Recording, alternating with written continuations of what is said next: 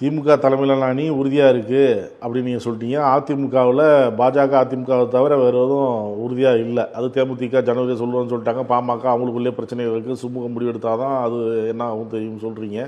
கிருஷ்ணசாமியே தயங்குறாரு அப்படின்லாம் நீங்கள் சொல்கிறீங்க. இப்போ எடப்பாடி பழனிசாமி மேலும் பல கட்சிகள் வரும், முக்கிய கட்சிகள் வரும் அப்படின்னு சொல்கிறாரு. எந்த முக்கிய கட்சி வரும்னு சொல்கிறாரு? எந்த முக்கிய கட்சி வரும்? இப்போ முக்கிய கட்சிகள் என்று சொல்லக்கூடிய பல்வேறு கட்சிகள் திமுக கூட்டணியில் இருக்கின்றாங்க. காங்கிரஸ் வராது, கம்யூனிஸ்ட் கட்சிகள் வர வாய்ப்பில்லை, விசிகா வர வாய்ப்பில்லை. எப்படி வரும்? வரல. வேறு என்ன முக்கிய கட்சிகள் வரும்? இஸ்லாமிய கட்சிகள் வந்துடுமா? மனிதநேய மக்கள் கட்சி வருமா?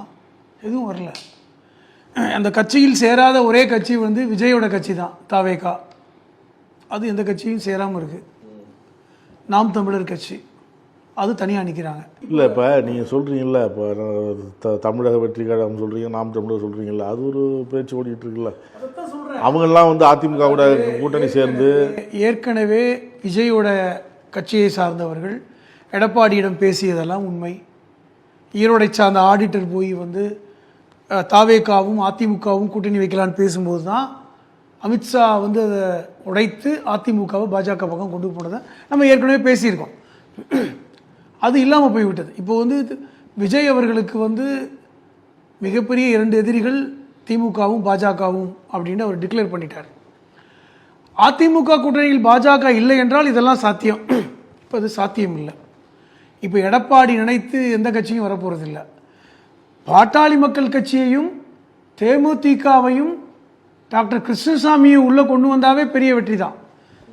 ஏனென்றால் பாட்டாளி மக்கள் கட்சி இப்போ உள்கட்சி பிரச்சனையில் போயிட்டுருக்கு. அது எனக்கு தெரிஞ்சு கிட்டத்தட்ட அதிமுக பாஜக கூட்டணிக்கு தான் வரும், தனியாக நிற்க போகிறதில்ல.